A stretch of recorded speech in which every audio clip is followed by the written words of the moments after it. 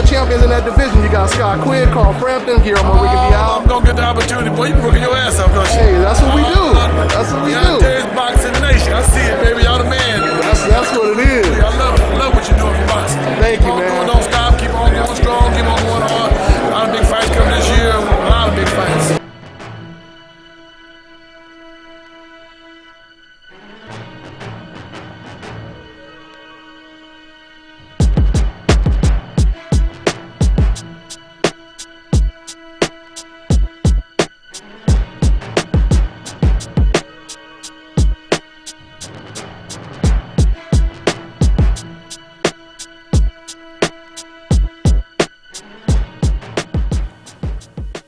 DONTAE'S Boxing Nation, what's going on, guys?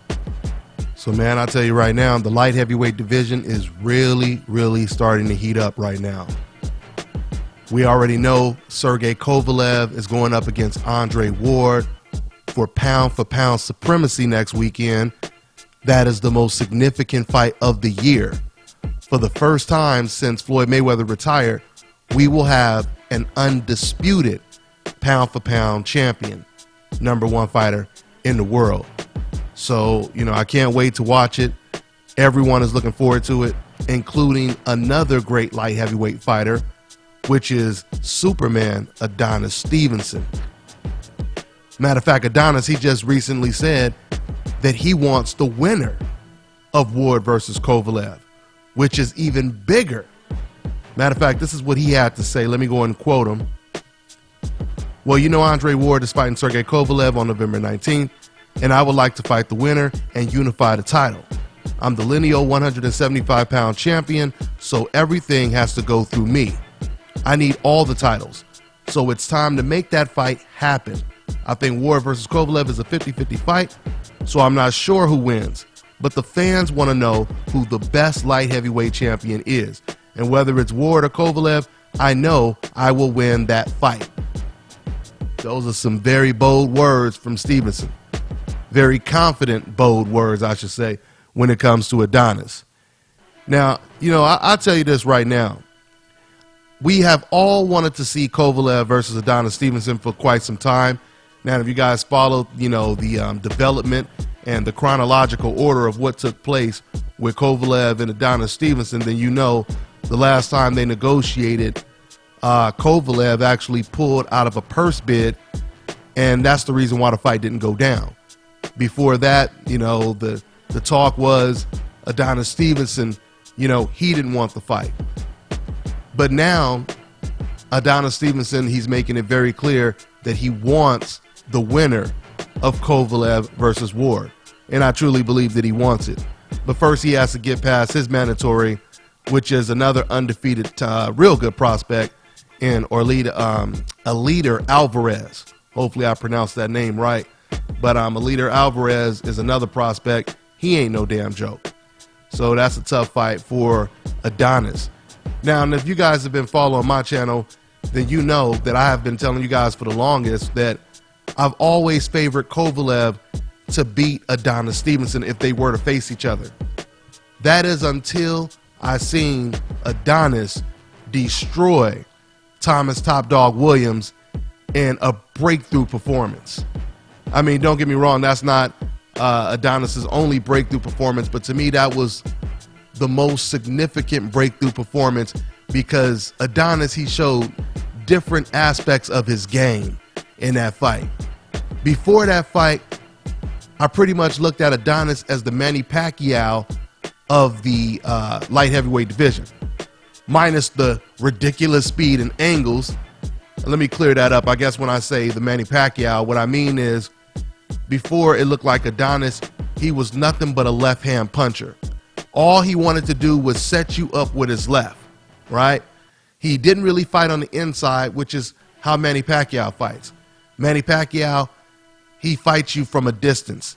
He wants to keep you at the end of his punches so he can get full extension on his favorite punch, which is the left hand. That's exactly what Adonis usually does.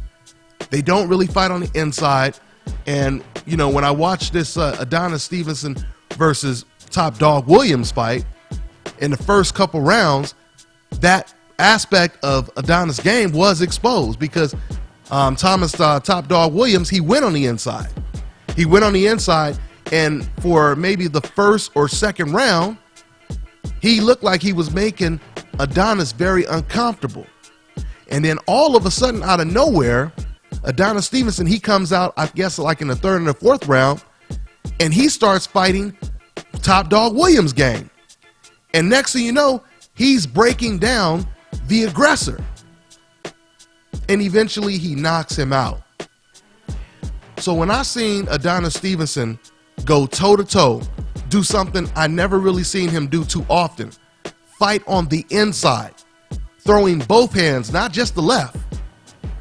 When I seen Adonis Stevenson do that, that's when I said to myself, okay, now if Adonis were to fight Kovalev, I think I may lean towards Adonis to beat Kovalev, because Kovalev, he still hasn't showed that wrinkle in his game, which is fighting on the inside.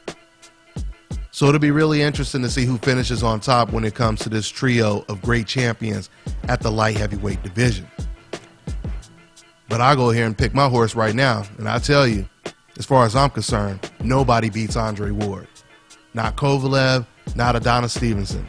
I believe Kovalev, he may even be tougher for Ward than Stevenson, but I don't see anyone beating Andre Ward. This man just, it's not in his DNA to lose. And I know that's saying a lot. Of course, anyone can lose. But my point is simple. That is Andre Ward's state of mind. He is willing to do whatever it takes to win. I talked to Mickey Bay. I talked to Mickey Bay, and Mickey Bay, who came up through the amateur rankings with Andre Ward, Darrell, Donaire, all of those fighters. He came up through the rankings with them. And Mickey Bay, he said something that was really interesting, which I may even do a separate video and talk about. But Mickey Bay said, I seen Andre Ward get knocked down 10 times, about 10 times in the amateurs, against different opponents. And he said every single time he got knocked down, he got back up, came back, and won the fight. That tells you a lot about his testicular fortitude, doesn't it? So this is the reason why it is very difficult for me to pick against Andre Ward. I don't think I would ever pick against Andre Ward, at least until he gets an L on his record. And then, of course, that changes the entire dynamic. So that's all I got for now. I'm on to the next one. Hi, you're watching Dante's Boxing Nation. Woo!